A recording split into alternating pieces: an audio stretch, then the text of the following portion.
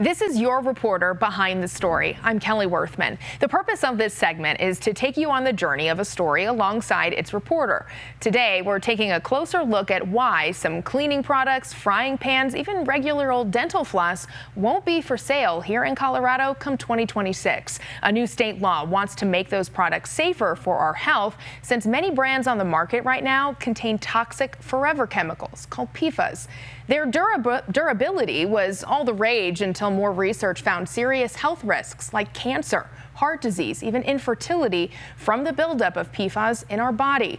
Your investigator, Katie Weiss, has been examining the toll of PFAS for years now, finding them in everything from our drinking water to firefighting foam. Now she's introducing us to a state senator and teen activist fighting to keep Colorado free from the grasp of forever chemicals. Some of the clothes you wear every day, the wax under your skis, even some hygiene products women use month after month can contain toxic PFAS. Congratulations. 13-year-old Mavi Chatur of Arvada doesn't want this stuff sticking around any longer.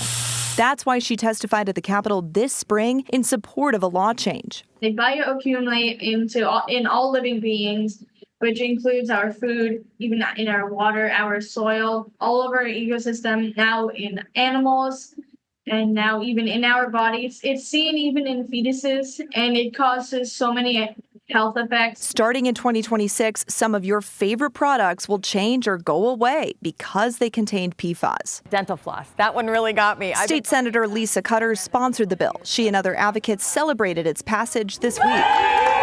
She says by 2028, the law will also ban the sale of all PFAS-treated clothes and waterproof outdoor apparel. What would you say to critics who are concerned that, this might mean that their clothes won't work as well when they need them to? Well, I think we're smart people. There's lots of innovation and there's lots of things going already in that space. I think that if we don't point people in that direction through legislation, then they're never going to have an incentive to change. There's lots of things we can do to create products that are durable and, water resistant without resorting to harmful chemicals. But some critics warn this state law may only end up increasing consumer costs. It's really hard coming up against a powerful lobby, and they spend a lot of money ensuring that these chemicals can continue being put into our products and make profits for these companies. I think there's alternatives, and I have faith that we're going to be able to continue developing those. And Mavi says her fight for public health won't stop here. We still have such a long way to go. PFAS has been banned from so many products, but we still have so many other products, and globally we have to ban it everywhere. All right, so Katie Weiss joining us now to take us behind the story. Katie, thank you so much for joining us. I'm curious, first and foremost, what got you interested in covering and investigating PFAS and really its potential damages? Well, Kelly, thanks for having me on. I really appreciate it. This is a topic really that I'm pretty passionate about, because I think it's interesting how we can ingest these chemicals through items that we use every day, water that we drink every day, and no one has really warned us before of what dangers might be lurking. And as an investigative reporter, I feel that it's my job to help inform people watching at home about important issues that could impact their health or safety, things that they might not have otherwise known anything about if it weren't for our reporting. And so after I first learned about these chemicals during my master's program a few years ago, back in 2019, I felt like, man, this is something I really need to cover and look into as a reporter. And I wanted to look into maybe their potential risk or presence here in Colorado. And since then, I've found high levels of these chemicals in many drinking water utilities across our state. I've also covered lots of stories about the efforts or sometimes the lack thereof to change that and to mitigate those levels out of our drinking water supplies. I've also covered a lot of lawsuits associated with PFAS, how some people have alleged, the kind of health outcomes because of ingesting this stuff, and how even the military down, for example, in Colorado Springs, even paid millions of dollars to some towns down there to help them build a new PFAS mitigation system. So there's just so much to cover on this, and I certainly don't want to stop anytime soon. Well, you're clearly the right person to be investigating this for us, and we appreciate all your hard work and clearly attention to detail. As we know, there's at least two sides to a story, and we've heard from a lot of advocates, including that teenager who wants to see PFAS go away or that there be more mitigation. But what about people who are for PFAS? Like, what's the other side there? Are there people advocating to keep them? Yes, yeah, there are some industry groups who will tell you that these chemicals are critical to our national security. I mean, there's no question. These kind of chemicals are very useful and have made, a big difference for a lot of different sectors of our economy, including aerospace, autos, semiconductors, electronics, alternative energy, pharmaceuticals, healthcare, building and construction, and agriculture. So all sorts of different industries this stuff is used in. But some PFAS supporters will also tell you that not all PFAS are created equal and that there are thousands of different types of these chemicals under the PFAS umbrella. And some activists, though, will counter and say, well, just because these companies are, coming out with new types of PFAS doesn't make them any less dangerous, doesn't make them any more healthier or anything. So there, I think we will continue to watch more studies that are emerging as more types of these chemicals emerge into the marketplace as well. Sure. So we talked about, and you mentioned that there's these items that will no longer be for sale come 2026. But what about the things that have already been made and are meant for Colorado, or even secondhand items?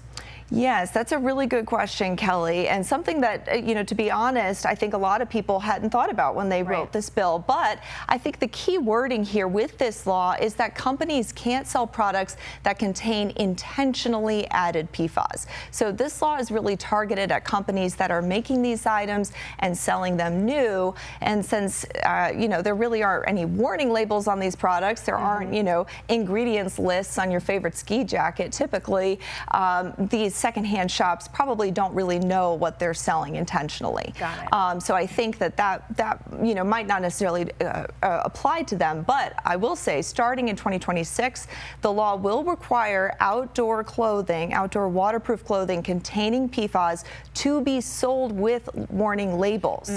And then in 2028, the sales of that clothing will be completely outright banned. So in the meantime, I think we're going to start seeing some of those labels on things like ski jackets in the coming years, and it will really be up to the Colorado Attorney General's office to enforce that, make sure that they're putting those labels on there. And if any consumer has any concerns about products they might see out on on the rack or something at their favorite store, they can just reach out to the AG's office and put in a complaint. Okay, so it's kind of this evolution, and we'll all slowly but surely get more used to the fact that these things are potentially being worked out of the system or worked out of our products. Exactly. Okay, well, so this story gained so much traction. My goodness, it was the #1 story, not just here at CBS News Colorado, but really across all of CBS News and stations. You were featured on CBS Evening News with Nora O'Donnell, your coverage. What does that say about the recognition and the discussions that are happening around PFAS right now, around the country? I think it's great that so many people are taking an interest in this. Research on this has been emerging for a very long time. So, I'm happy that people are noticing that, hey, this is a thing. And I think, to be honest, nobody wants to get sick. And a lot of people, I think, when they hear, oh my gosh, this stuff is in my dental floss, that's a big surprise. That potentially my floss, me trying to keep my teeth healthy, might give me some other kind of health implication instead as a result. And so, I think that really speaks to a lot of people all over the country, all over the world, really. And so, as a result now, I think that about 90, actually, I will tell you, there's a study that just came out from the CDC that shows about 97% of Americans have some level of PFAS in their blood. Wow. So we all have this stuff coursing through our veins at some level or another. And the question here is really, are we going to stand up for what's right and try to, mitigate this stuff out of our products, not expose ourselves? And so I think it's important for us to make sure everyone has all the facts, so we can all make informed decisions to keep ourselves safe. And I think Americans' tolerance for being slowly poisoned is really reaching its breaking point. And last question for you, Katie. What happens next? Where do we go from here? Oh, man. That's not an easy question to answer. There's so much that's going to happen. I mean, I know that there will definitely be some more regulation on PFAS in Colorado. I think some people would like to see more PFAS laws passed, not just in our state, but also federally, because that way there wouldn't be just a patchwork of states with certain restrictions on the sales of this stuff. And, with one state selling safer stuff and then you go over over to the next state during a camping trip and suddenly you could put yourself right back at risk, you know, kind of defeats the purpose. So, so far, the only federal law that has been put in place is on PFAS, specifically limits certain types of PFAS in drinking water. And that's going to take a few more years and millions more dollars for even just water utilities here in Colorado, many of those to get into compliance. So I plan to follow all of that progress to see what kind of laws are going to happen, what lawsuits might happen, and, you know, who's going to be, you know, getting into compliance. That's all going to be things that we'll keep looking at. And I really invite anyone who's watching, if you have any tips or questions for me, please feel free to contact me by heading to my bio page on our website, cbscolorado.com. And from there, you can send me a message. I'd love to hear your thoughts. Absolutely. Well, we appreciate your extended view on what you've been covering and just going more in depth on everything that you've uncovered and have yet to investigate. So thank you, Katie, so very much. Thank you so much for having me. Of course. Well, this is an important topic, and you can learn more about it right now and all the stories that Katie has investigated on our website, cbscolorado.com.